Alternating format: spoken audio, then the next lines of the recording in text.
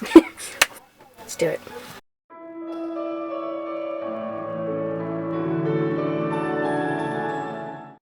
Hello and welcome to my channel. Today I'm going to be doing some art, starting some art pieces.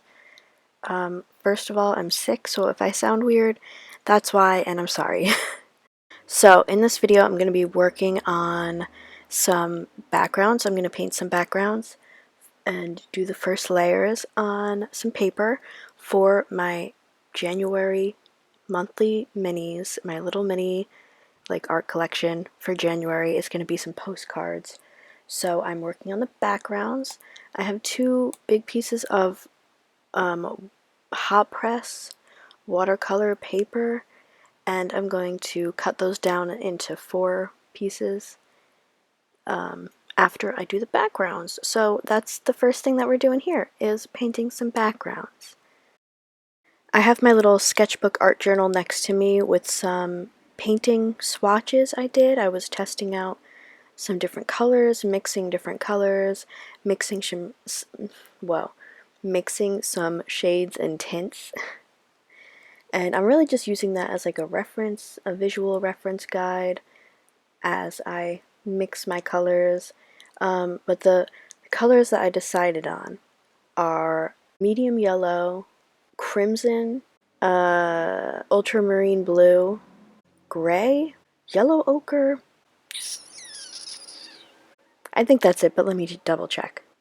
I also used black and white, but those are all the colors that I used for this painting background thing. Like, technically it's a painting, but it's not anything. There's no technique, absolutely whatsoever, none. I'm just mixing colors on the palette, putting them on, mixing colors on the paper. The main goal was to just cover the page in color, make some mud, get it looking kind of crazy, mix different colors together, and have some really cool and fun backgrounds to work off of.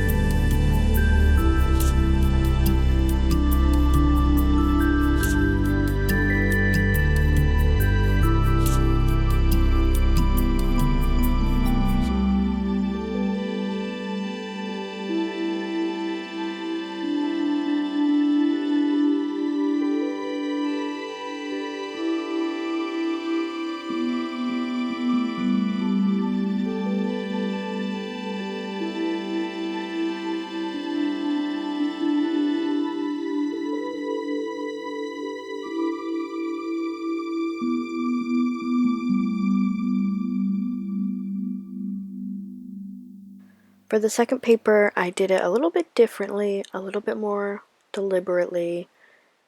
I noticed with the first painting that it looked very clumpy, just like sections of color all over, really no thought to the composition or anything, or trying different things. So with this next one, I'm just doing different shapes. I'm still kind of just flomping the paintbrush onto the canvas. Do you know what I mean? Like there's still not much thought. It's just mixing colors, but I'm putting a little more thought into the technique of application here. So I'm kind of doing a little bit like dry brushing slightly. I'm not afraid to leave some white showing on the page, even though I do want to still cover it with paint. And I really just liked how this one turned out more in the end. I tried different things with it.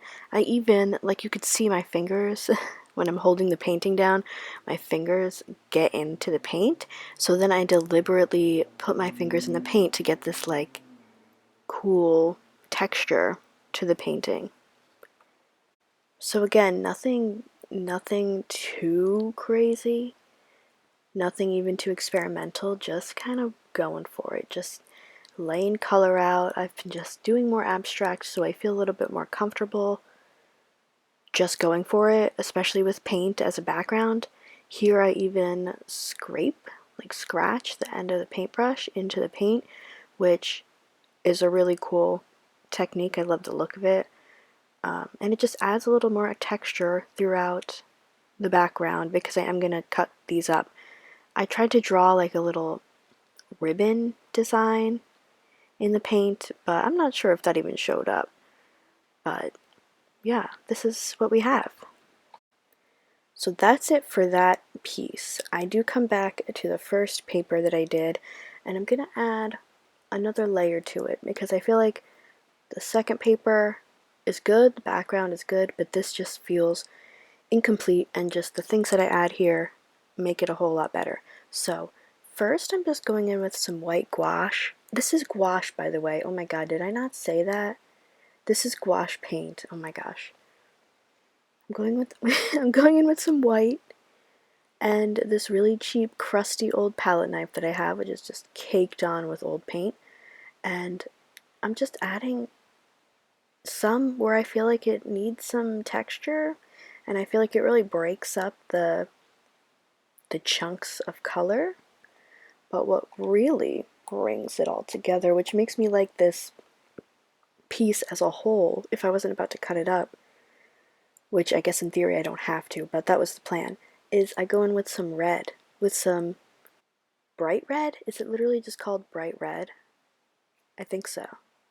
Actually, I think it's called brilliant red, but here I'm just going in with this paintbrush, this medium-sized paintbrush, and like really like twirling it in my fingers, like limp wrist, like really just, I mean, you could see the papers moving all over the place, having fun with it, but adding this really cool, bold effect on to the painting, which I really like, and I'm really excited when I do cut it up to see how I use the shapes that were created by doing this with the red. And it's also just like a nice pop of color, a pop of bright color in all the muted, dull, browny, muddy grays. But that is going to be it for this video. I hope you enjoyed watching me create these backgrounds.